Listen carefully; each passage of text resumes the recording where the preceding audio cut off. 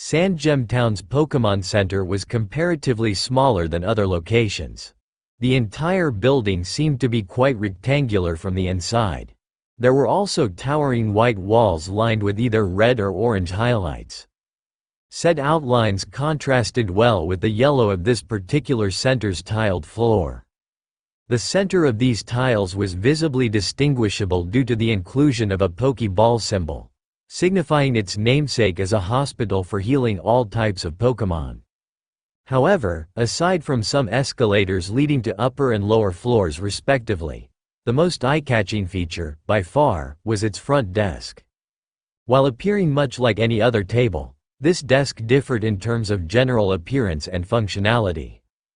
Its surface was just as red as the Pokémon Center's trademark roof, sporting miscellaneous office supplies and, strangely enough, multiple potted plants.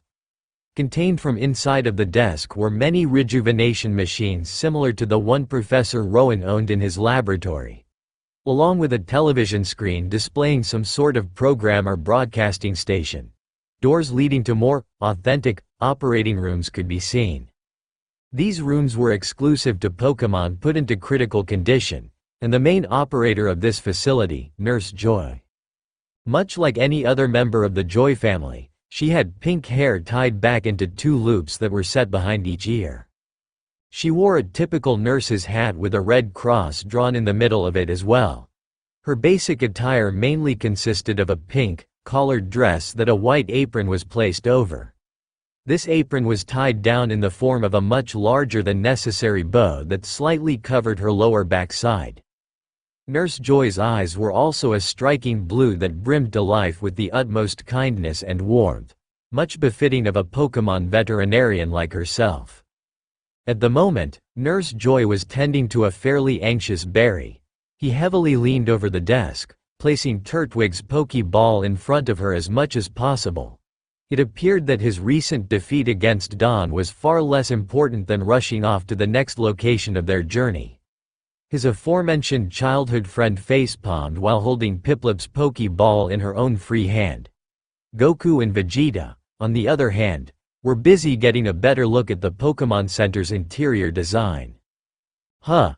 This place is a lot bigger on the inside," Goku observed, swiveling his body to get a better look. Set alongside each wall, there appeared to be computer monitors with phones attached to their side. He couldn't help but wonder if that was how video communication worked in this universe. "That's nothing to be impressed by, Kakarot. All hospitals look the same," Vegeta scoffed in a bored tone. At the word, hospital, Goku's entire body suddenly grew on edge. "Yeah, but hopefully this one doesn't have any needles nearby," Goku said, shivering uneasily at such a prospect. "I'm too hungry to be scared right now." "Tisk. Needles," Vegeta groaned, shaking his head in disappointment. "How embarrassing." Goku frowned at Vegeta, feeling as if he was being needlessly rude. Admittedly, that was quite normal for his fellow Saiyan, but it was the thought that counted in that moment. He furrowed his eyebrows and crossed both arms in slight offense. "Hey, I don't bother you about being afraid of worms," Goku replied. Vegeta's eyes widened, feeling personally attacked by the open knowledge of his secret fear. "I told you not to talk about that," Vegeta hissed angrily. He began to gag just thinking of that bizarre adventure him and Goku had inside of Super Boo's body. Most of the time, Vegeta tried to forget such an event even happened. "Not so funny now, is it?" Goku chuckled with a mischievous smirk. Dawn quirked a brow at the two's session of bickering, picking up bits and pieces of what they mentioned. One topic, however, particularly caught her interest. "Needles and worms, hee hee. I'm gonna have a lot fun with those." Dawn giggled, making a mental note about the Saiyan duo's so-called phobias. Despite their immense strength, it appeared that both Goku and Vegeta had a fair share of weaknesses from time to time. Meanwhile, Barry continued getting into Nurse Joy's personal space, and shook Turtwig's Pokeball about in rapid succession. The boy was practically in a state of begging at this point. "Can you please heal my Turtwig really quick?" Nurse Joy? I'm kinda in a hurry. Barry pleaded in growing impatience. In a hurry for what? We're all going to the same place, Barry. Dawn reminded her friend. So, I gotta keep moving if I want to improve on our last battle. Barry responded, expressing his interest in growing better than he is now. Pokémon don't train or catch themselves, you know. Rushing forward without any rhyme or reason won't help out either, though. Just saying. Dawn mumbled with a passive shrug.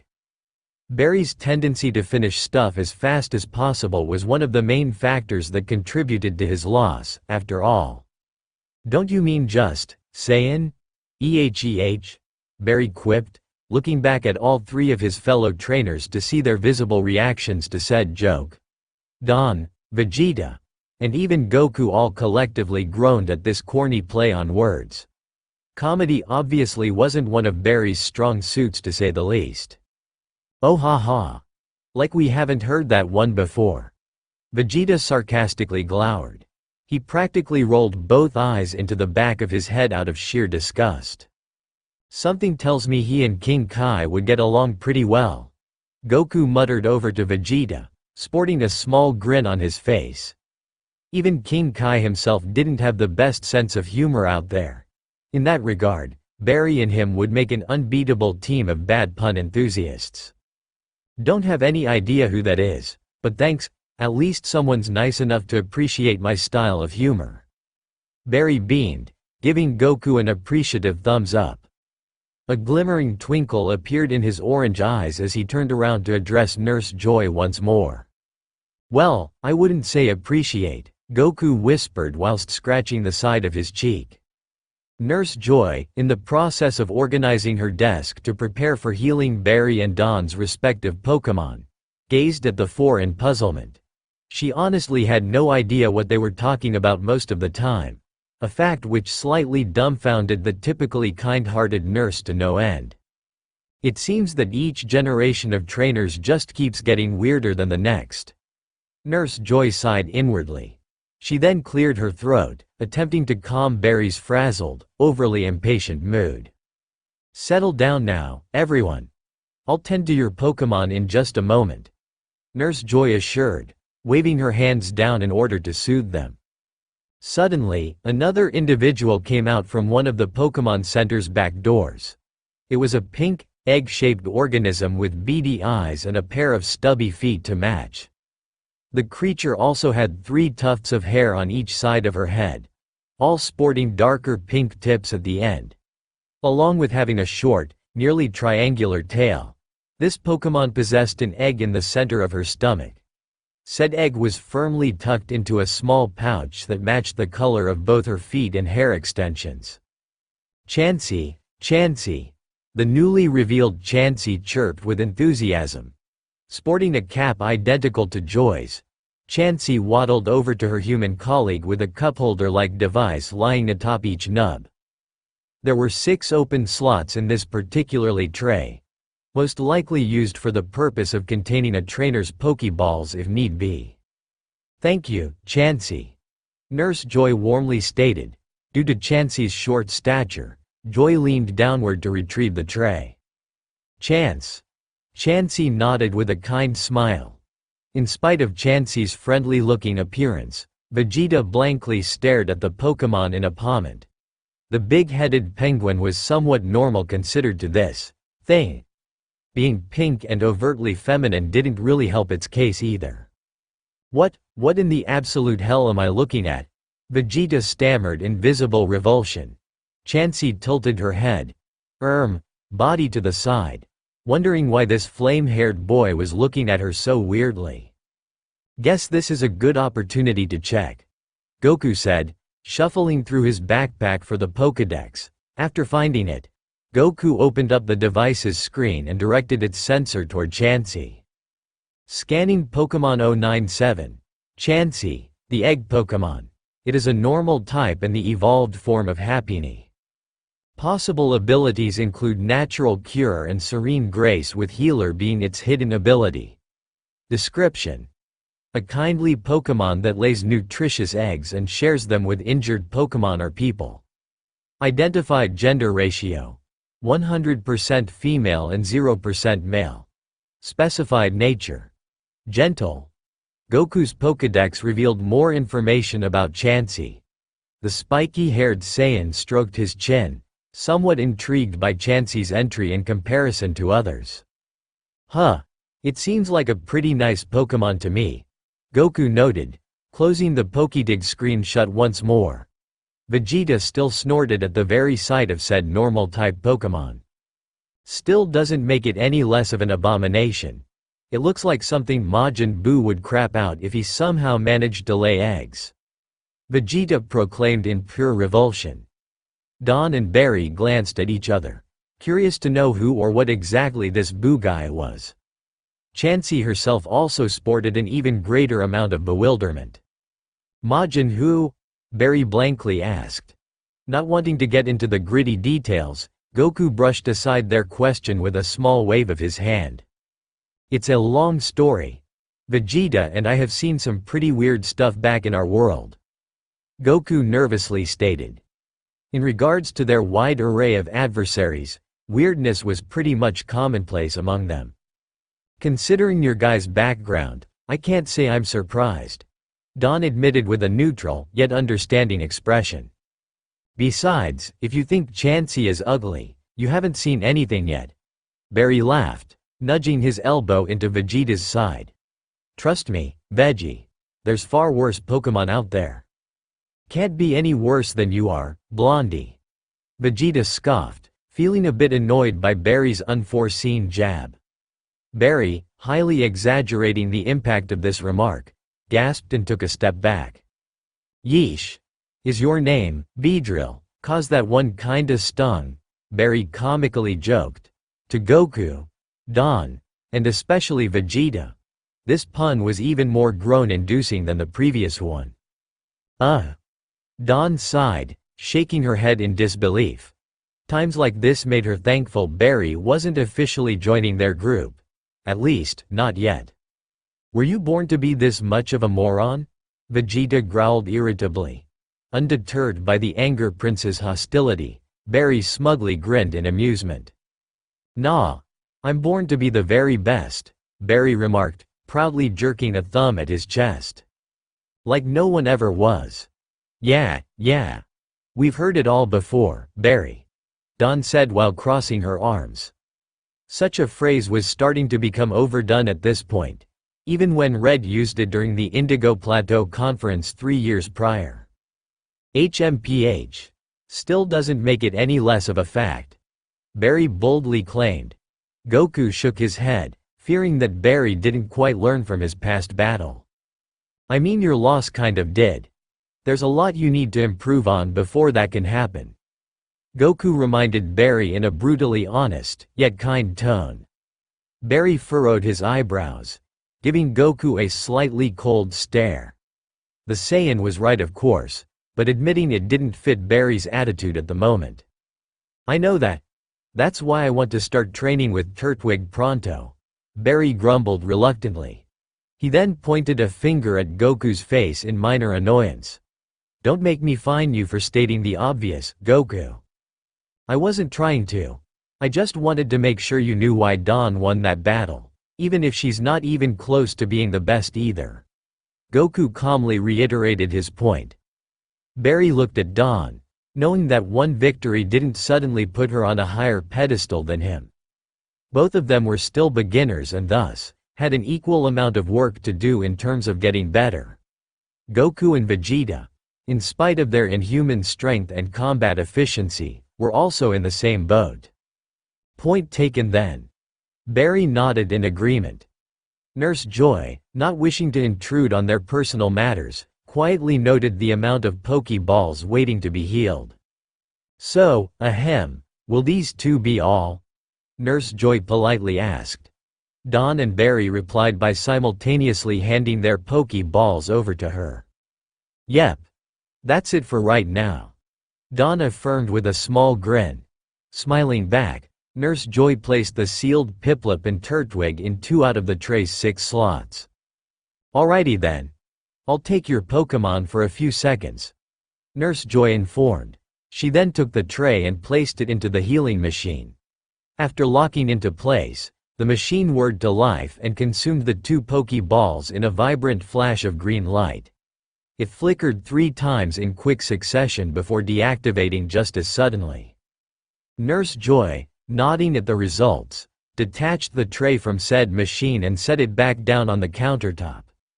In only a matter of seconds, it appeared that Piplup and Turtwig were perfectly healthy once again. There you are. Piplup and Turtwig should be back in tip-top shape, Nurse Joy said, handing each Pokeball back to their individual owners. After taking them back, the 2 13-year-olds smiled in a mix of relief and gratitude. Thank you, Nurse Joy. Barry and Don thanked the nurse in unison. Nurse Joy giggled, tilting her head to the side in, fittingly enough, joy. You're welcome, kids. On behalf of the Pokémon Association, we hope to see you again sometime soon. Nurse Joy bowed her head in the form of a small curtsy. Chansey, Chance, Chansey cried, imitating the same pose as her colleague. Just as Barry and Don were about to head out, an odd question suddenly came to Goku's mind. He hurriedly walked up to the desk and stood in front of it. Excuse me, miss. I had a question to ask you. Goku requested out of the blue. Nurse Joy looked down at the boy with sudden interest. Oh sure. What did you want to ask me, dear? Nurse Joy warmly asked. At the same time, she tried her best not stare at Goku's bizarre, gravity-defying hairstyle. How did it even stand up like that? Professor Rowan told us that there's Nurse Joys in multiple Pokémon centers across Sinnoh. If you're named Nurse Joy, how does that work exactly? Goku asked in confusion. He would have suggested something like teleportation or duplication, but this Nurse Joy seemed like a normal, everyday woman to him. It wouldn't make much sense for that to be the case, even if Nurse Joys were supposedly found across the entire globe. Nurse Joy was practically at a loss for words. She didn't expect someone to ask such a straightforward question since, for all intents and purposes, Pokémon centers were a part of everyday life for all regions. The fact this boy stated it so bluntly further intrigued her in a somewhat amusing way. Well, it was only a matter of time until someone asked me that question. It comes up far less than you'd think. Nurse Joy muttered, playing with her hair in reactionary puzzlement. She clasped both hands in front of her dress, and took a deep breath.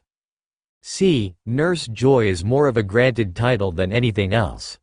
I share it with my sisters, cousins, nieces, and so on. That's only because our surname is Joy, not a first like many people assume. Nurse Joy explained the practically unknown history behind her family name. She smiled, happily pointing at herself. My first name is actually Sandra, or Sandy for short, in case you're curious. Hee hee. Nurse Joy formally introduced herself. Sandy in Sandgemtown? That couldn't have been a coincidence. Barry deadpanned, finding such a play on words far beyond accidental. Nurse Joy just shrugged with playful obliviousness. Sort of and sort of not. It's hard to say for certain. Nurse Joy acknowledged. She then shuffled through her belongings, locating a small, rectangular picture frame. The Pokémon nurse then handed it over to Goku, so him and the others could take a closer look. Here's a family photo to prove what I was saying. That's me and some of the fellow Nurse Joys operating in nearby cities. Nurse Joy pointed out. Goku, Vegeta, Don, and Barry all huddled together, intently studying the photograph in shared curiosity. The family picture depicted around 10 or so Nurse Joys sitting on a bench, each with identical faces, hairstyles, and eyes. The only thing distinguishable between them were uniquely colored crosses on their hats, and differing skin tones. Other than that, every single Nurse Joy, as Professor Rowan mentioned, looked exactly the same. The four squinted their eyes, looking up at Nurse Joy and back at the photo in a quick, repetitious motion. Even Don and Barry, despite being born in this universe, were taken aback by the absurdity of Nurse Joy's family tree, or lack thereof. This just raises even more questions. Vegeta mumbled, feeling off-put by each Nurse Joy's lack of individual identity. Last name or not, telling them apart from one another was practically impossible. Wait, if you're sisters, cousins, and such, how do you look exactly the same? Goku pondered in visible stupefaction. I don't think genetic stuff is supposed to work like that. Says the guy whose son looks exactly like him. Vegeta grunted mentally. Even with such hypocrisy in mind, the clown still brought up a good point. There's no possible way a family as big as hers could look exactly the same throughout multiple generations. Unless some disturbing stuff was involved in the past. It's simple. We're identical clones of the original Nurse Joy that Pokémon Association scientists have manufactured for years on end. Some say the original is alive somewhere, still having her DNA extracted to this very day. Nurse Joy unveiled with a dark, sickly sweet smile. The utter lifeless in her eyes further emphasized the eerie nature of this explanation. All four Pokémon trainers awkwardly stared at Nurse Joy in unease. The fact such a statement made actual sense further disturbed them, including the usually gruff Vegeta. However, Nurse Joy was somehow unaware of both their distress and the uncomfortable silence produced after her little tangent. I'm just kidding around. Let's just say the gene for pink hair and blue eyes is more consistently dominant in our family. Nurse Joy giggled amusedly. An X chromosomes now that I think about it. She then looked up, seeing that all four were more so disturbed by her joke than anything else. Not expecting this sort of reaction, Nurse Joy quirked a brow in surprise. You kids did know I was joking, right? Nurse Joy inquired. While avoiding eye contact with her, the four Pokémon trainers hesitantly nodded in confirmation. Oh, sure. You really got us there, Nurse Joy. Don weakly chuckled in a disingenuous manner. Yeah. Funny stuff. Ehehe. Barry snorted, coughing a few times to hide his true reaction. You probably could have said it a funnier way, at least. Goku muttered, glancing away from Nurse Joy to scratch some of his hair. Yeah. Sometimes I get carried away with my responses to that question. Silly me. Nurse Joy chirped apologetically. She placed a hand over her mouth to conceal any sort of laughter threatening to break out. Right. Poor excuse of a joke aside, I'm still onto you and your supposed family, nurse. If that's even what you really are. Vegeta growled intimidatingly. He glared at Nurse Joy with the utmost suspicion. Oh, okay then. I'll keep that in mind, I think. Nurse Joy whispered, further caught off guard by Vegeta's sudden aggression. HMPH. Vegeta sniffed. He then closed his eyes, marching away from the front desk without another word. What a strange kid, Nurse Joy thought in pure confoundment. His blue jumpsuit and battle armor combo was fairly bizarre as well. You don't need to be paranoid, Vegeta. She was just doing her job. Goku lightly chastised his rival. Paranoid? Please. I was only making a reasonable observation of her little joke about clones. Even if her family has a set genetic makeup like she claimed, cloning isn't off the table as a possibility. Keep in mind that the damned androids were created from a similar form of biological experimentation. Vegeta gruffly stated, suspicious as to whether or not experiments similar to Dr. Gero's could be conducted in this universe.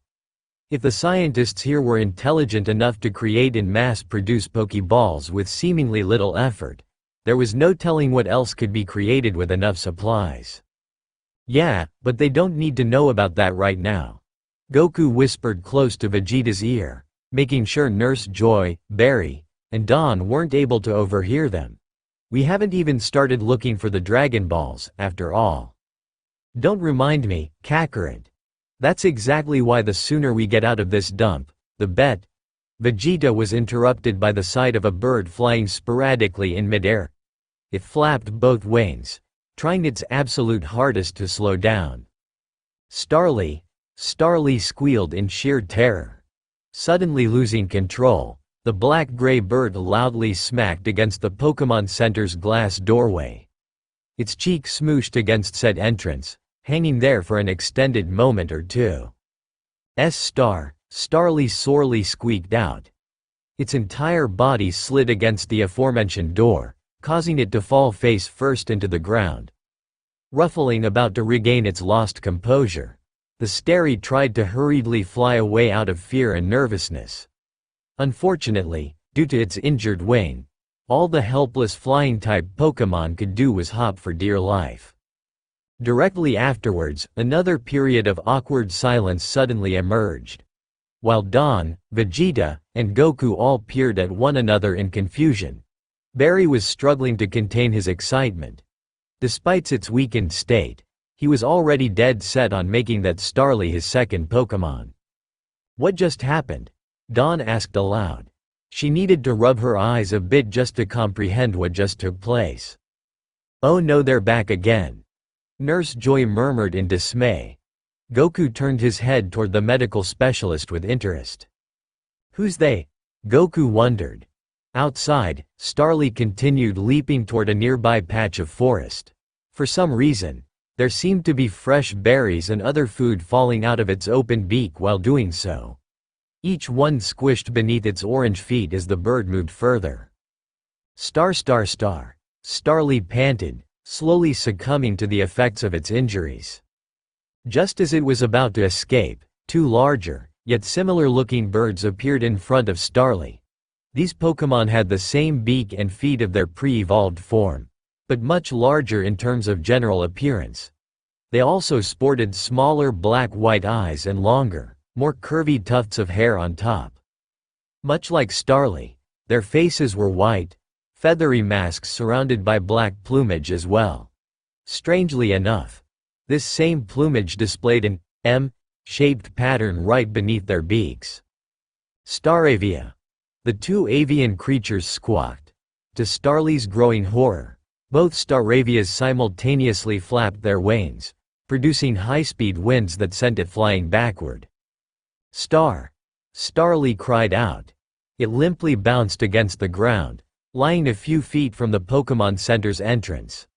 Struggling to get up, an immense, shadowy figure emerged beside the small bird. This particular Pokémon towered over its fellow birds by a large margin. As opposed to Starly and Staravia's curls, it had a scythe-like crest whose tip was tinged a fiery red. It additionally had massive orange legs and an even smaller, yet sharper beak than its two pre-evolved forms. The tail sticking out of its backside was uniquely distinguished by 5 knife-like feathers as well. However, aside from its extensive wingspan and bushier plumage, the most intimidating aspect of this predatorial bird were its red eyes. Both of them screamed intimidation and bloodlust all at the same time. Raptor, the final evolution of Starly, growled lowly. What set this Staraptor apart from other members of its species was the nasty, jagged scar that struck through its left iris. Said scar was an even darker red than both eyes themselves, deeply contrasting with the white of its feathery mask. Starly fearfully squeaked.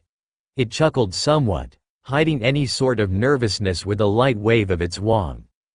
The Staraptor in question was not pleased by this greeting in the slightest. Nurse Joy frowned at the sight of this scene, gesturing to Staraptor and both Staravia as a direct response to Goku's question. For a few years now, that Staraptor has been terrorizing the Pokémon near Twinleaf Town, Sandgem Town, and so on.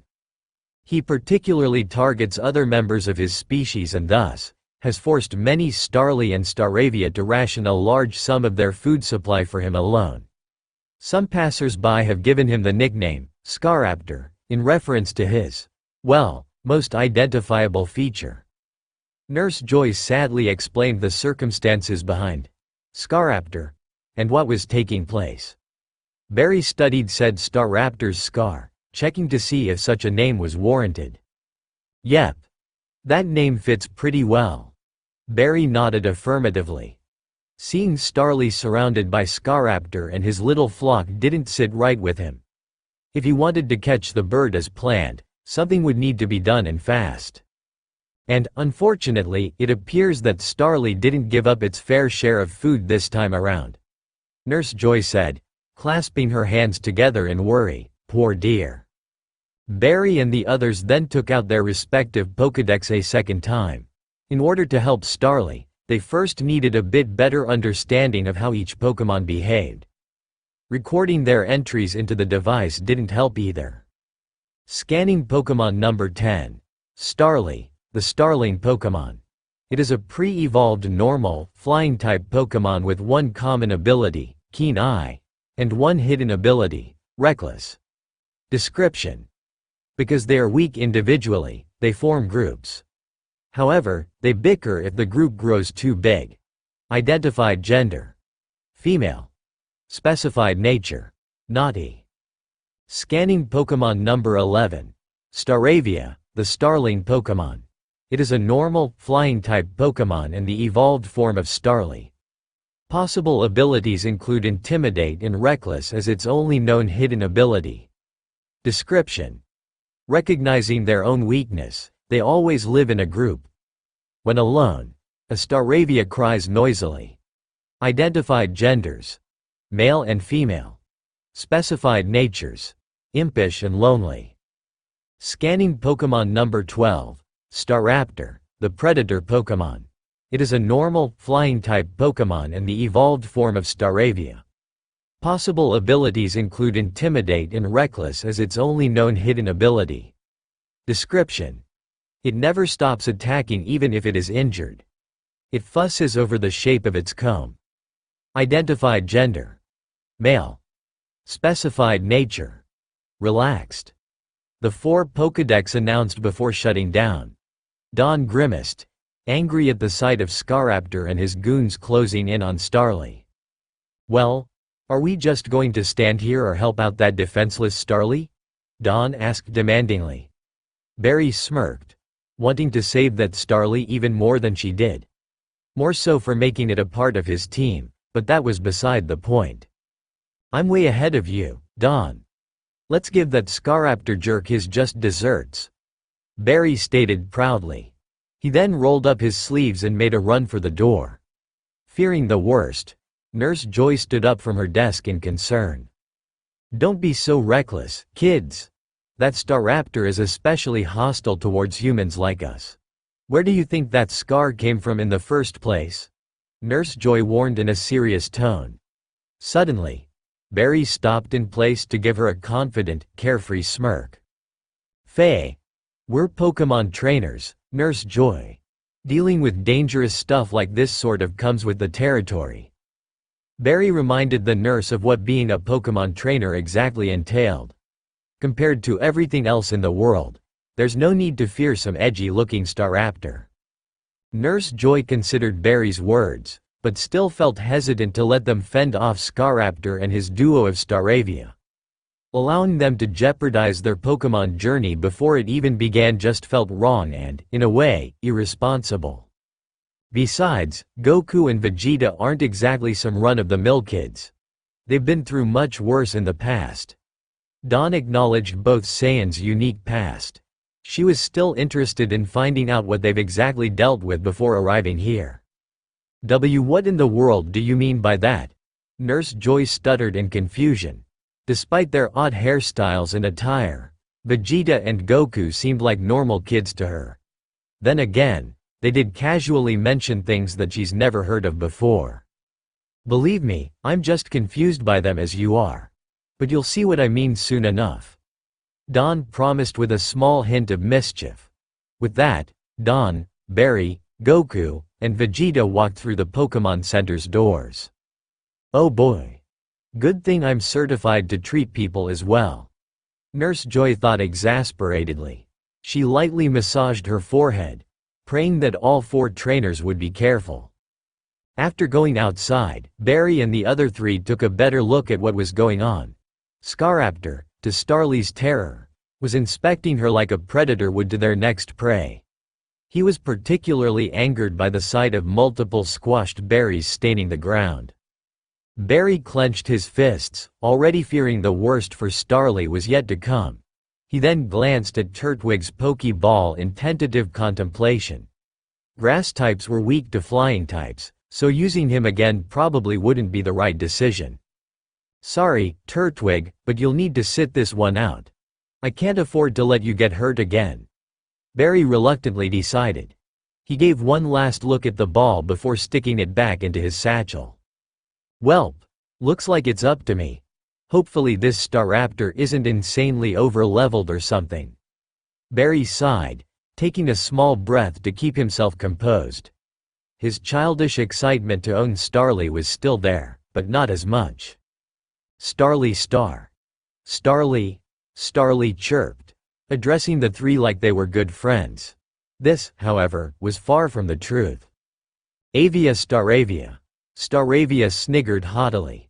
He gestured to the berry juice trickling out of Starly's beak as definitive proof of her guilt. The liquid blue color seemed to originate from oran berries growing on some of the trees. Starharhar. Avistar. The other Staravia laughed as well. She shoved Starly from the back, making sure it couldn't escape Scaraptor's upcoming punishment. Whether or not either Staravia noticed Barry was hard to say in that moment.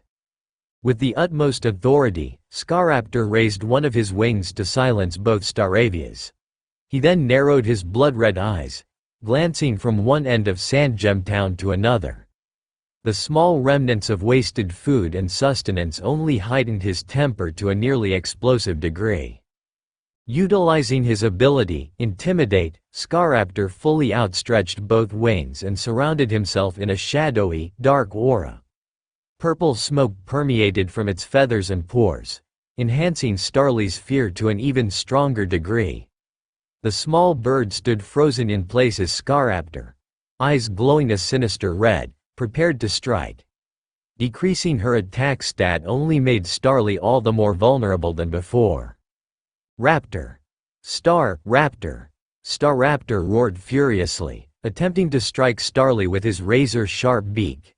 Strangely enough, his beak, wings, and feet all glowed a vibrant reddish-orange beforehand. Oh no, that's close combat, Dawn gasped, recognizing the powerful fighting-type move from memory. This Staraptor is more cruel than I thought. That tears it then. Barry muttered determinedly. After rummaging through his bag a second time, he pulled out of the Pokeballs Professor Rowan gave to him. This action confused an observant Goku. Barry? What are you doing with da? Suddenly, Barry chucked the Pokeball directly at Scaraptor's head. It spun around, gradually picking up speed as it closed in on oblivious Staraptor. He was simply too preoccupied with performing close combat on Starly. Starly screamed, flailing her wings about helplessly. Before she could fully embrace the beatdown of a lifetime, Barry's Pokeball slammed against the back of Scaraptor's head. Said Pokeball, however, didn't end up capturing the fully evolved Pokémon as usual because Barry had none of the 8 badges necessary at this point. Instead, to everyone's surprise, a large, pulsating bruise jutted out of Scaraptor's scalp. The Pokeball limply bounced off of this bruise, rolling toward Goku's feet. Hold it right there, Mr. Angry Bird, Barry bravely shouted. Deactivating close combat, Scaraptor slowly turned his head to glare at Barry. His mood appeared to worsen at the known presence of a human. Staraptor growled, dangerously narrowing his eyes in outrage. In that moment, he sounded much more like a tiger than any sort of existing bird. If you think picking on a Pokémon smaller and weaker than you is right, then I'll have to charge a hefty fine that can't be simply paid in full. Barry threatened with an accusative point at Scaraptor's face. Starly, while still afraid, began to feel more confused than anything else. Starly? Starly stammered, tilting her round head to study Barry's present form. Throughout the years of Starly's relatively short life, this was the first time a human has ever tried to help her. And against a powerful Pokémon like Staraptor no less. The Staravias on either side of Starly glanced at one another in amazement, unable to fully comprehend the spectacle that was taking place before them. It honestly kind of frightened them a bit, especially concerning Staraptor's obvious fury. Now, step away from this little girl and get your own food to pig out on. Judging from your size, big guy, I'd say you've had quite enough as is. Barry joked about Staraptor's size. To emphasize his point, he outlined the image of a large stomach using both hands. Our raptor? Staraptor gaped in shock. Getting the gist of Barry's insult, Staraptor sported a much darker glare than mere seconds prior. Barry's either brave or being extra stupid right now. Don murmured with mixed thoughts on the matter. While somewhat admirable, Vegeta obviously thought Barry was the latter in this situation. Whatever. The blonde buffoon can put himself in more danger for all I care. Vegeta glowered in evident disinterest. Goku, on the other hand, saw a hint of concern in the Saiyan Prince's stone-cold glare. He knew Vegeta long enough to notice that detail for certain. Is that really what you think, Vegeta? Goku asked in suspicion. Vegeta growled through his teeth, rolling both eyes at the Earth-born Saiyan out of annoyance. Don't play that type of card with me, Kakarot, I'm stating what's on my mind. End of story. Vegeta barked angrily. Despite what he said, the glint of irritation towards what was taking place did not waver. HRGGH. Staraptor. Staraptor grunted. The predator Pokémon speedily pecked at one of Barry's arms, managing to tear a small hole in his sleeve. This, unfortunately, managed to draw some blood. Barry clicked his tongue out of momentary pain. He tightly shut one eye, trying his hardest to ignore it. Get out of there, Barry, Don cried, already fearing that injuries would get worse for Barry from here on. Calm down, Don. It's just a little scratch. Barry calmly assured his friend. Besides, keeping Starly safe is more important right now. He then crouched downward, securely blocking Starly away from Staraptor and his Staravia supporters. Barry kindly smirked at the starling Pokémon in relief. You are doing okay, right? Barry asked curiously. Starly's orange beak was slightly agape in response to this question. Starly hesitantly nodded her head 1 or 2 times. Relieved, Barry wiped some sweat off of his brow. Phew. That's good to hear. Barry lightly chuckled to himself. When this over, I'll give you a one-way ticket on the Old Barry Express here. How does that sound? Starly confusedly chirped, unsure of what this Barry Express even was. Barry, unsurprisingly, wasn't entirely aware of that fact. The food is free, by the way. Treats will always be on me. Barry attempted to persuade Starly with the promise of more food. Feeling that Barry was ignoring him, Staraptor huffed, and signaled for both Staravia to strike the impudent kid. Avia. The Staravias sporadically flapped their wains, projecting streams of wind that smacked against Barry's back in a repetitious manner. While this dual onslaught of wing attacks did sting a little, Barry hovered over Starly to keep her safe from any potential harm. ERRRGH.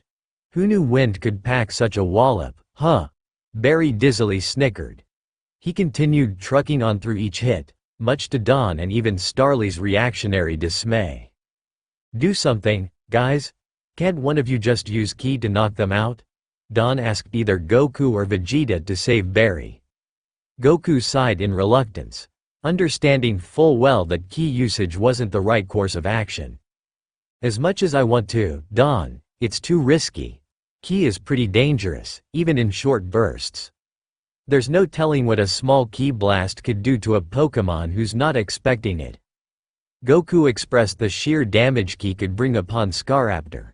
He would have suggested bringing out Chimchar or both Piplups, but by this point, it was too late. I know, but, Don silently trailed off. At the same time, Staraptor deployed both wings to stop the Staravias' attacks. He then took flight, streaking across the sky like an insanely fast jet plane, ascending higher and higher above Sandgem Town. Scaraptor abruptly stopped in place to emphasize his quite sizable wingspan. He then performed a mid-air backflip that caused multiple streaks of white light to surround his body. After these same streaks took the form of a windy X, Scaraptor dived back toward the surface. "I don't like the looks of that," Goku commented in awestruck nervousness. This must have been one of Scaraptor's stronger flying-type moves. Staraptor. Scaraptor monstrously screeched. He directly closed in on both Barry and Starly, getting faster with each passing millisecond. At this rate, Barry would not be able to endure the impact of such a powerful, highly dangerous attack. "Uh-oh. This is definitely gonna smart." Barry gulped in fear. He hugged Starly to his chest, already anticipating the worst. "Barry!" Goku and Don called out in concern. Just as Scaraptor was about to deal the finishing blow onto Barry, his descent was put to an abrupt halt. It was almost as if his abnormal speed wasn't even that prominent to begin with. "Rap, Raptor, rap!" Scaraptor muffled out in confusion. The predatorial bird's beak was clasped within the palm of a white glove that belonged to someone far more sinister and worthy of aggression than most. Surprised by the lack of serious injury, Barry opened his eyes to spot a certain flame-haired prince protectively standing in front of him, and he was pissed off. "Veggie?" Barry questioned in amazement. Vegeta ignored him, sporting a cold glare as his black hair lightly flowed in the wind. "I've had about enough of this crap." Vegeta snarled maliciously. He projected some of his Ki's aura, causing all three birds to buckle under the excess pressure. Scaraptor, especially, broke into a cold, unwavering sweat at the mere influence of Vegeta's raw power. "Normally, I wouldn't waste my time with such a pathetically weak creature like you. But, in this instance, I'll make an exception," Vegeta said in a low growl. He tightened his hold on the broken Staraptor's beak, causing said bird to whimper. "Even I have to agree with Blondie in this case. Your choice to pick on weaker members of your own species just to boast your own power is beyond pathetic. I don't give a damn what you've been through to get like this. It still doesn't make you any less weak." Vegeta ruthlessly spat with no trace of sympathy left. Scaraptor gulped down a building lump in his throat, unable to cope with how powerless Vegeta was able to make him feel. This person was definitely not some ordinary human, or well, human at all for that matter. Vegeta then shrugged in a condescending manner. "But, then again, who am I kidding? Your bird of a brain is probably too small to even comprehend what I'm saying right now. Since you're so focused on eating, how about I grace you with the taste of my foot in your face?" "Rap, Tor!" Scaraptor gulped, both eyes widening in absolute terror and regret. Vegeta then bent his knees downward, placing himself into a small, temporary battle stance. As the ki of his white aura swelled, Vegeta buried both feet into the dirt and right afterwards, powerfully wound up one of his legs. "Herg Gra!" Vegeta shouted out. He smashed a boot straight onto the side of Scaraptor's face, cracking his beak apart upon direct impact.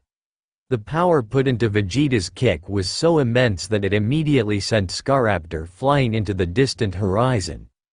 Traces of battered feathers and minuscule blood droplets were all that could be left behind. "Staraptor!" Scaraptor uncontrollably wailed. He rocketed past the forest areas of Route 201 and onward, disappearing in a star-like twinkle. Due to Vegeta's help, Scaraptor literally and figuratively got lost. "Good heavens!" Nurse Joy squealed from within the Pokémon Center's walls. She definitely knew what Dawn was talking about now. "Tisk! I'd like to see it keep attacking after that." Vegeta scowled resolutely, poking fun at Scaraptor's Pokédex entry. Much to his impatience, the two Staravia practically stared into space out of complete shock. Their black-white eyes widened to maximum capacity in response to Scaraptor, a Pokémon they once called leader, being effortlessly roundhouse kicked out of existence. "What are you two weaklings looking at?" inquired Vegeta with a dismissive expression. Both Staravias put their wings up in surrender, flinching at the sound of Vegeta's raspy voice. Staravia Avia. One Staravia fumbled over himself in an attempt to escape. Stricken from instinctual terror, he face-planted into the ground before successfully flying away. Avia. Avenue, the other Staravia cried. She shivered, hurriedly following after her fellow Pokémon before Vegeta could make the next move. With that, Sandgem Town was put into a state of peace and quiet once more. Figures. Even the big-headed penguin has more of a backbone than them. Vegeta grunted in disgust. He then folded one arm over the other, turning toward Barry and Starly with his typical scowl on full display. "You alright, idiot?" Vegeta asked. Toothily grinning, Barry gently scooped Starly into his arms, and stood back up. Starly, while still nervous, sported a newfound look of content. "Sure am. That was awesome, Veggie!" Barry whooped in amazement. Goku and Don didn't hesitate to join them, sporting near-identical grins. "No kidding. How much of your total power was that?" Don questioned curiously. Vegeta couldn't help but cockily snort at such a foolish question. "Power? Ha!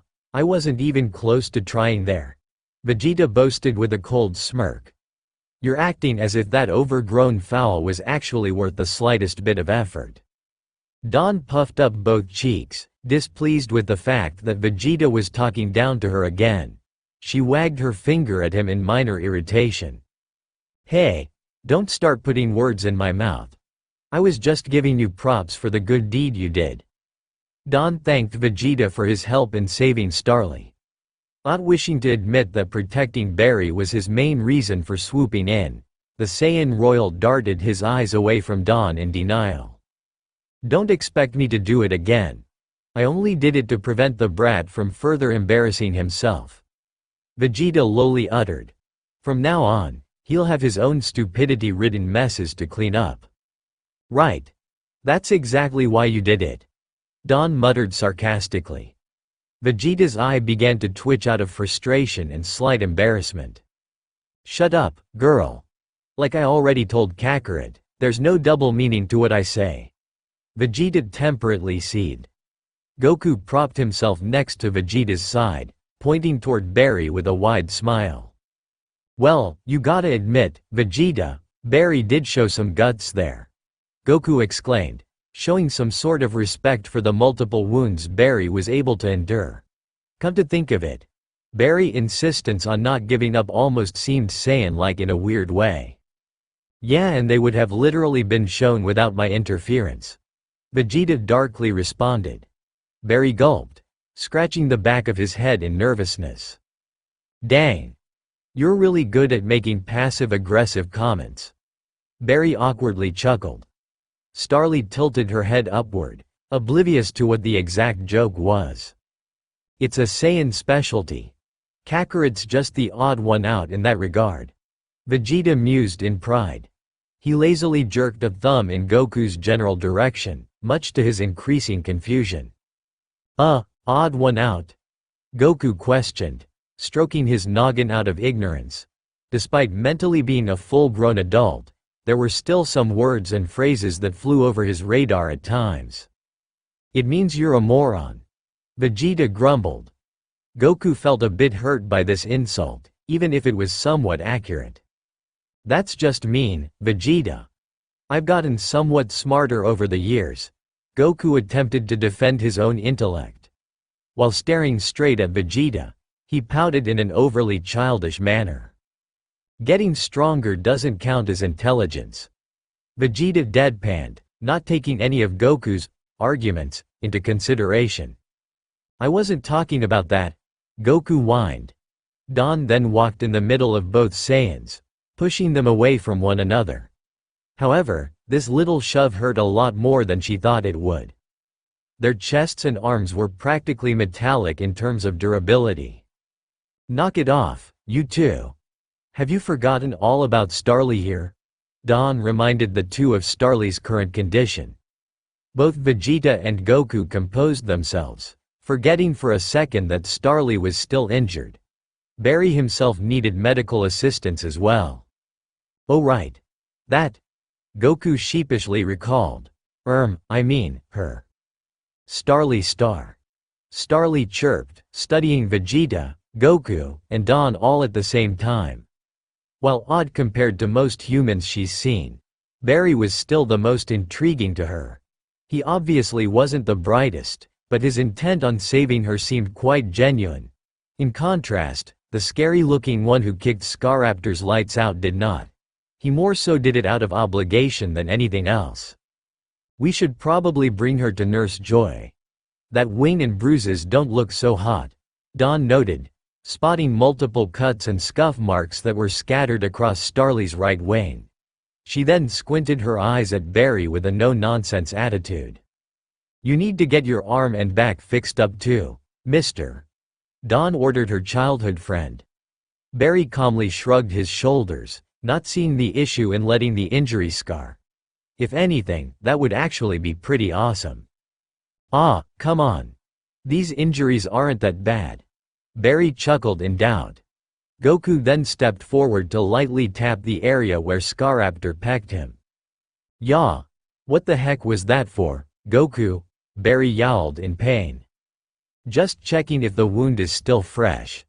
Vegeta and I have dealt with these injuries plenty of times. Goku responded with logical reasoning. This was obviously nothing compared to the physical torture he and Vegeta have dealt with over the years, but Barry didn't need to know that just yet. I rest my case, Dawn said, smugly clapping her hands together. The four then made their way back into Sandgem Town's Pokémon Center. By the way, how do you know this Starly was a girl? Goku asked Dawn about Starly's gender. Dawn looked up at Goku in amusement, assuming that he didn't entirely remember his Pokédex entry for said bird.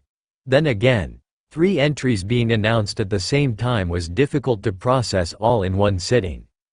Well, apart from the Pokédex outright saying it, most species of Pokémon have differences between each gender.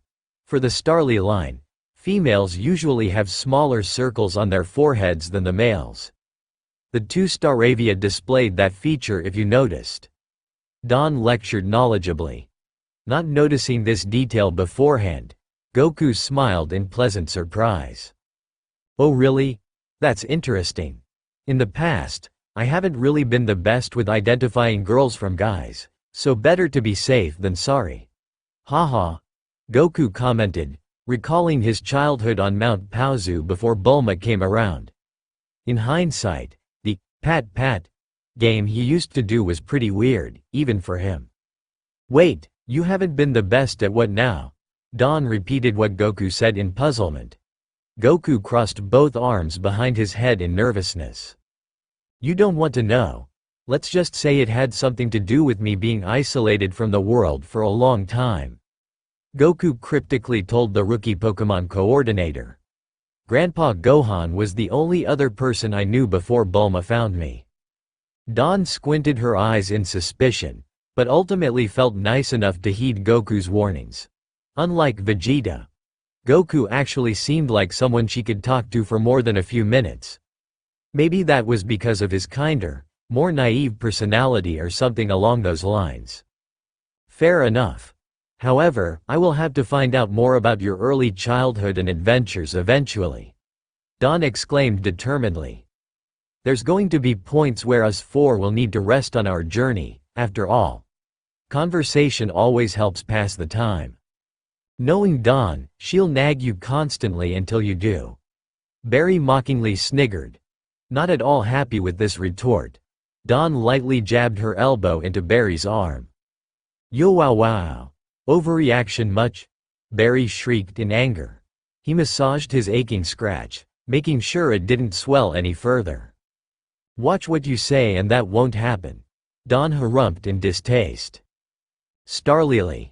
Starly giggled in response to Barry's reaction. Barry glanced down at the laughing flying type in displeasure. Oh, so you're laughing at me now? That's a funny way to say thanks. Barry lightheartedly scowled. Still laughing, Starly upturned her chin in a mischievous light. Starly star. Starly chirped back, As everyone re-entered the Pokémon Center, Nurse Joy and her Chansey temporarily left their post to check up on them. They both walked through a small door leading from the front desk to this area. "I'm so glad all of you are safe," Nurse Joy said in a highly grateful tone. She, as Dawn anticipated, seemed to peer at Vegeta and Goku in a more fascinated light. "I'm guessing you know what I meant about Vegeta and Goku then?" Dawn giggled expectantly. Nurse Joy repeatedly nodded her head in confirmation. "Yes. How on earth was a kid your age able to do that? And so effortlessly, I might add," Nurse Joy wondrously inquired to Vegeta. Said alien prince intently glared at the nurse, preparing to provide some sort of drawn-out, detailed explanation for his strength. At least, that's what it looked like he was doing. "Push-ups, sit-ups, and plenty of juice," Vegeta simply uttered. Rather than satisfying Nurse Joy's curiosity, his condescending smirk while saying this nonsense only added to it. "Pardon me?" Nurse Joy asked in utter speechlessness. What Vegeta meant to say was that we're both martial artists. We've been through tons of intensive training over the years. Goku elaborated on the points Vegeta left unsaid. Nurse Joy nodded, beginning to better understand Vegeta's feat using what Goku added as support. "I see. That does explain your unique choice of clothing." Nurse Joy referred to Goku's martial arts GI and Vegeta's battle armor respectively. She didn't entirely recognize the symbol on Goku's chest, but in all fairness, her knowledge of martial arts schools was shaky at best. For all she knew, Goku and Vegeta could be students from a far-off region outside of Sinnoh. Maybe they had some sort of connection to Mustard and the Isle of Armor. Goku's outfit did seem similar enough to his uniforms, at least. I'd say, unique, is too kind of a word to describe them," Barry jokingly observed. Goku could easily pass off as a black belt, but Vegeta? He stuck out like a sore thumb in more ways than one. "Choose your words wisely, boy. This armor holds much more significance than you can even begin to comprehend." Vegeta threatened in minor hostility. While Goku and him did explain their backstory as Saiyans, Dawn still didn't quite understand why the armor was important. "I mean, it's armor. What other significance can it have apart from protection?" Dawn asked in genuine confoundment. "I don't need to explain it to you. My heritage as an elite warrior says more than enough," Vegeta responded dismissively. While holding Starly close, Barry threw one of his hands up in disingenuous defeat. "Whatever you say, Veggie. Whatever you say." Barry sighed whilst shaking his head. Nurse Joy, in spite of Vegeta's poor temper, kindly smiled at him anyways. "Well, regardless, that kick was still very impressive. I'd say you're even comparable with the likes of Saffron City's current karate king, Kyo." Nurse Joy complimented Vegeta's expertise in terms of fighting. "On par. HMPH. That was only a mere glimpse of what a true king is capable of." Vegeta boastfully alluded to the true depths of his inner strength. "King? What does that mean?" Nurse Joy pondered to herself. Either this kid had an insanely inflated ego, or he actually was descended from royalty. That option didn't seem possible, so she decided not to dwell on it for the time being. "I thought Goku was stronger than you," Barry pointed out. Vegeta slumped his shoulders, having no room to really deny such a claim. After all, Goku managed to unlock Super Saiyan 3 and Super Saiyan God while he, unfortunately, only got up to Super Saiyan 2. He, of course, mastered that form, but acquiring Super Saiyan God for himself was still a goal he wished to complete. "Yes, I suppose he is at the moment," Vegeta begrudgingly admitted.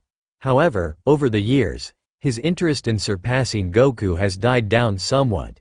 It was definitely still there, but not as much as before. But, in the grand scheme of things, we are and always have been equals. "Yep, and that's what makes us such good friends. Right, Vegeta?" Goku beamed happily.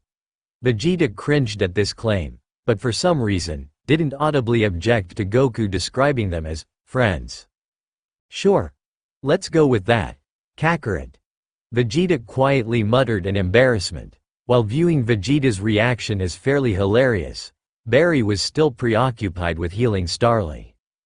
Anyways, Nurse Joy, could you heal Starly for me? That Scaraptor must have done a number on her beforehand. Barry politely requested. Nurse Joy took a short look at Starly's status before nodding enthusiastically. Of course I can.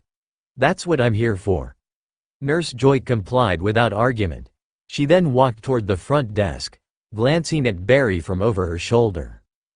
I'll be back in just a moment, Nurse Joy announced. She walked behind the desk, grabbing an object from one of its various drawers. This object was a blue and purple spray bottle that fit within the palm of her hand. Closing the drawer, she went back to Barry, Starly, and company.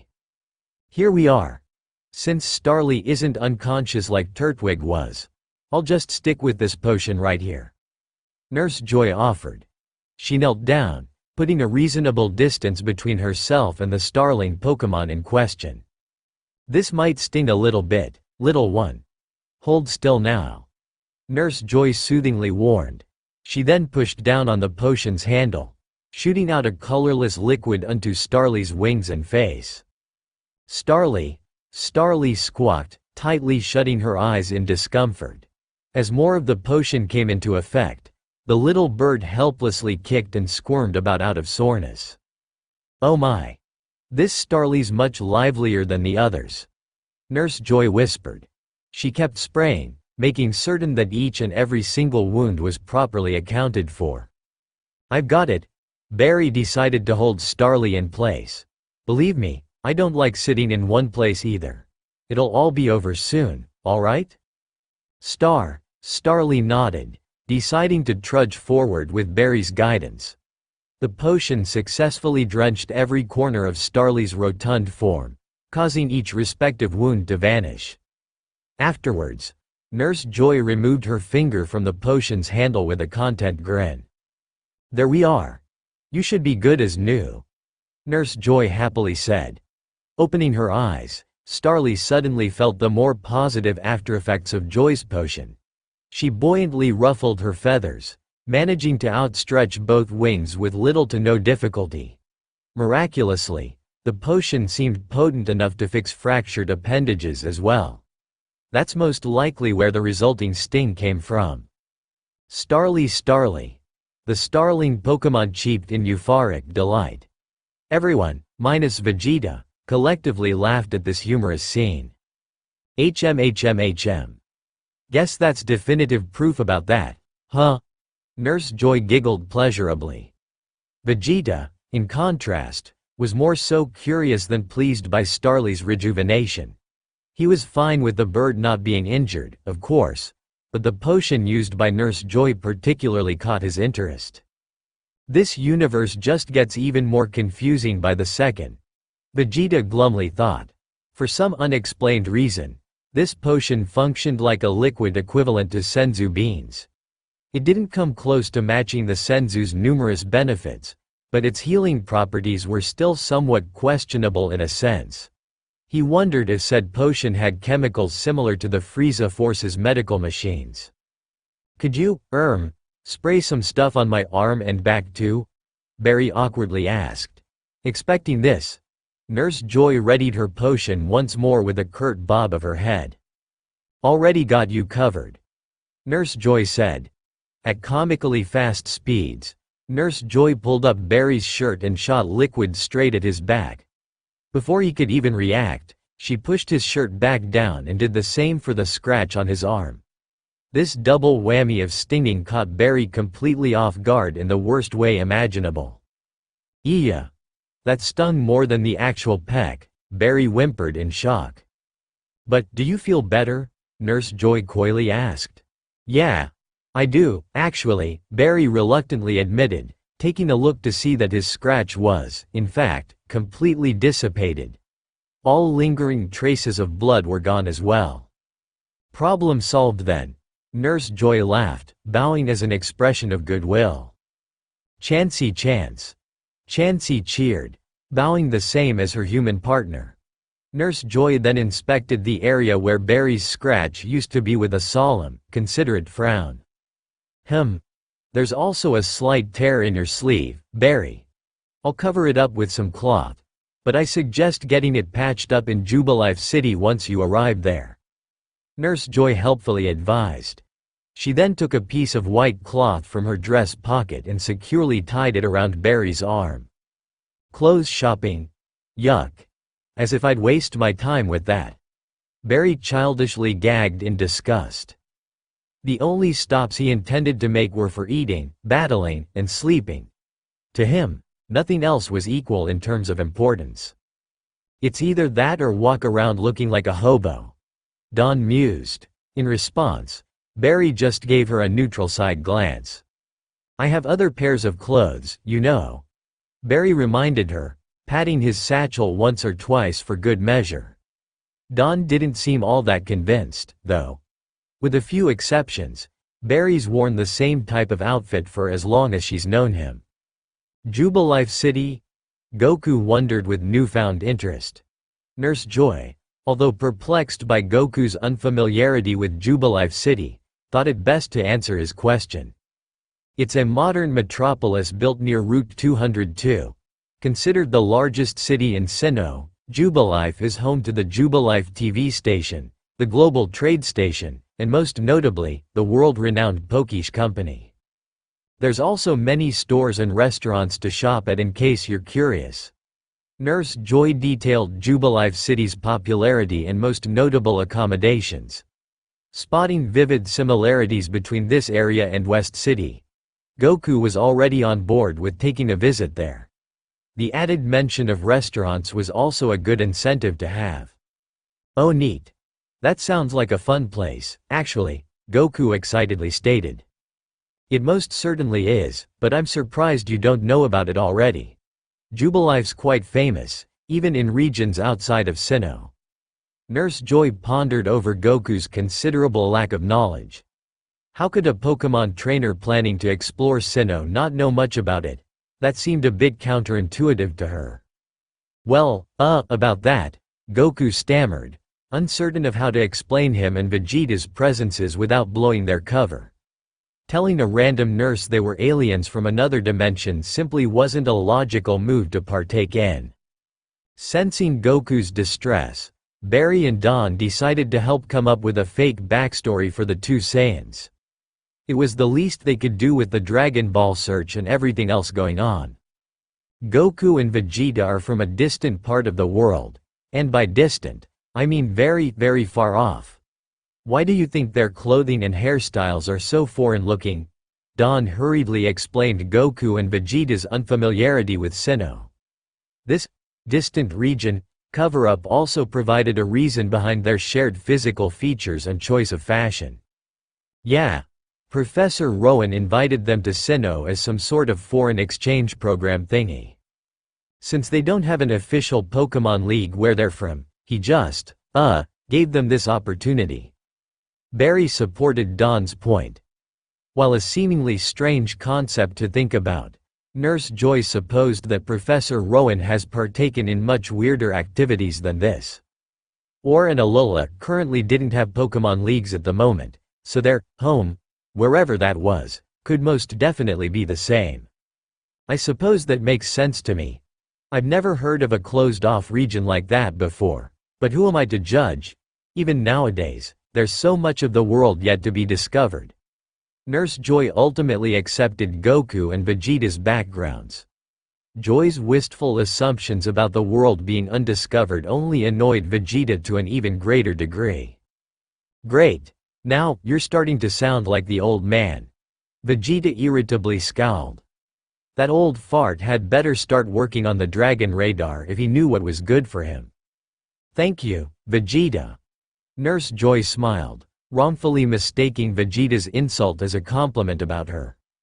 That wasn't a ERGGH. Never mind.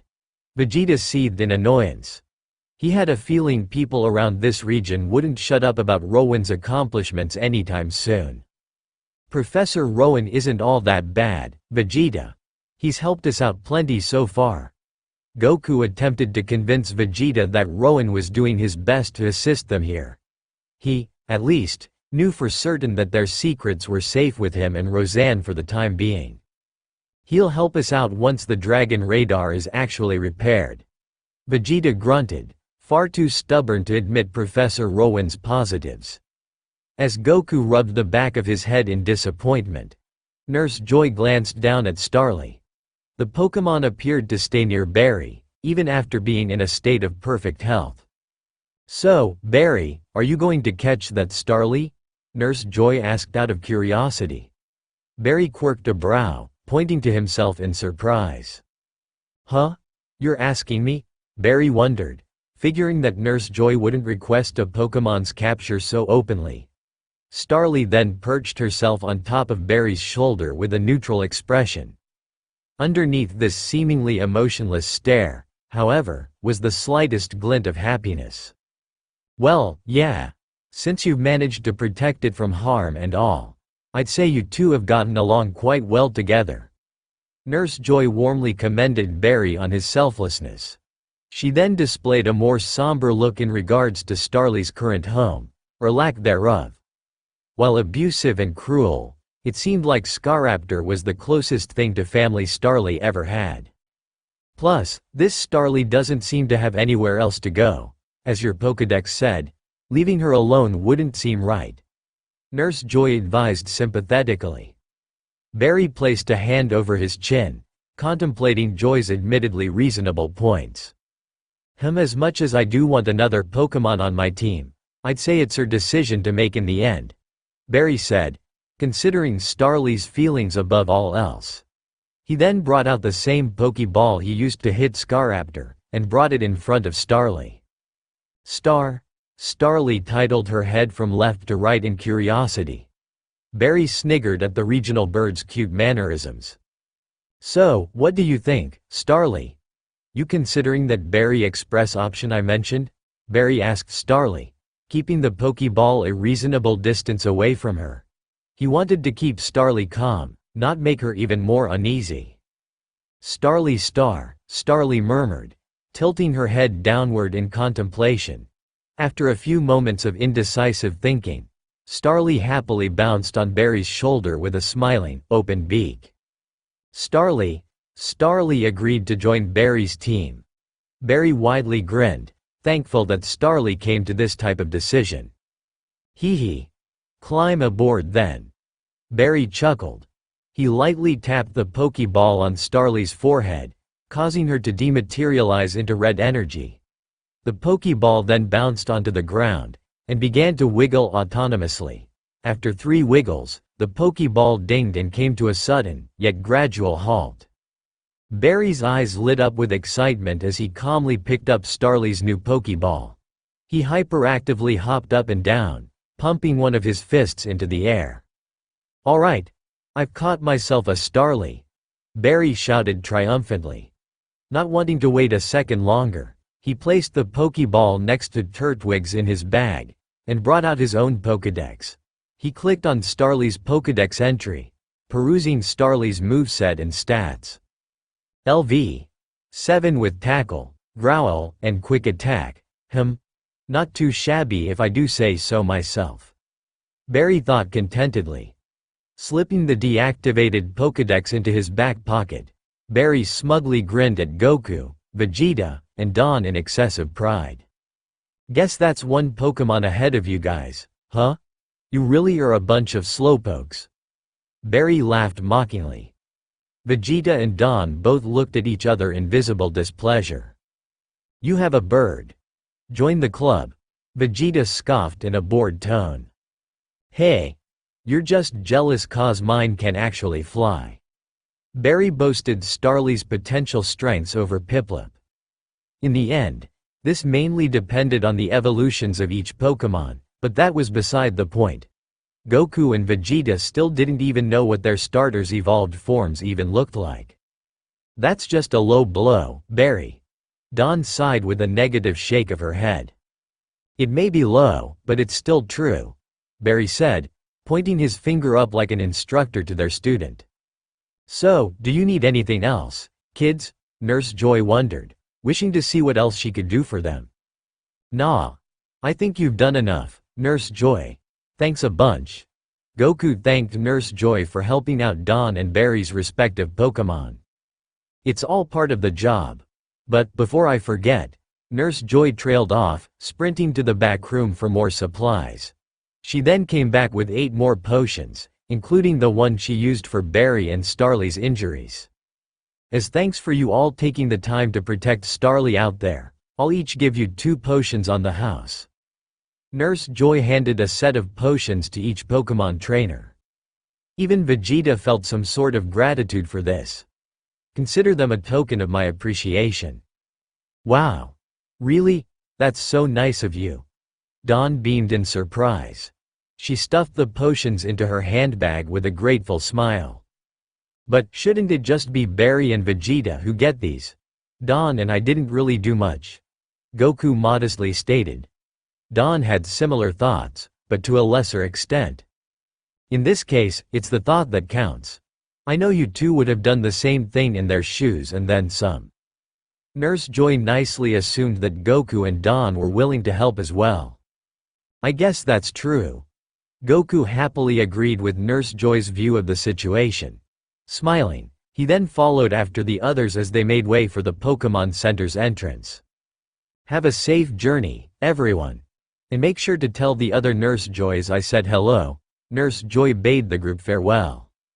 Chansey, Chansey, Chansey repeated the same action whilst bouncing up and down.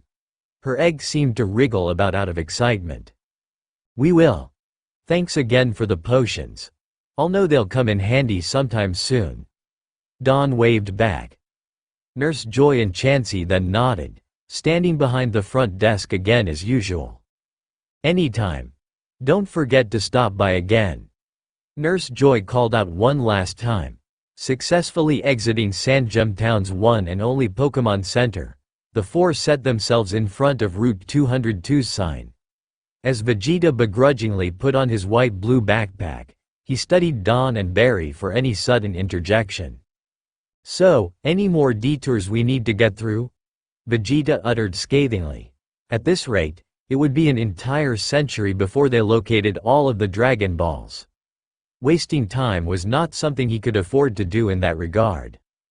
"Not that I know of.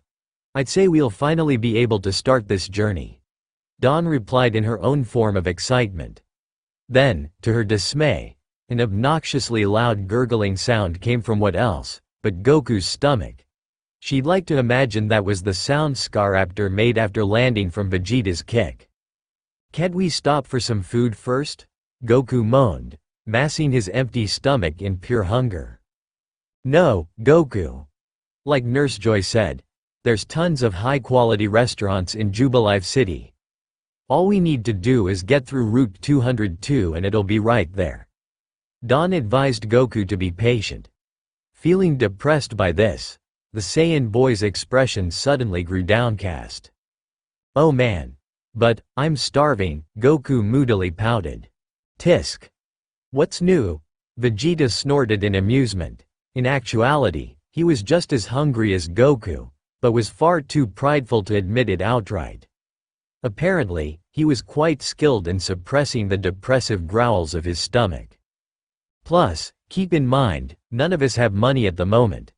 That's where battling more trainers comes in," Barry pointed out, cracking his knuckles in battle-ready anticipation. With Turtwig and Starly in his possession, battles would be smooth sailing from here on out. "Oh ho ho. I definitely can't wait for that." "More trainers? How big is Route 202 supposed to be then?" Goku asked, not entirely paying attention to the route's size when Barry and Dawn battled one another.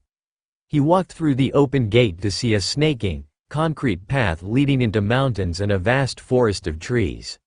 It appeared that Route 202, indeed, was not small by any stretch of the imagination.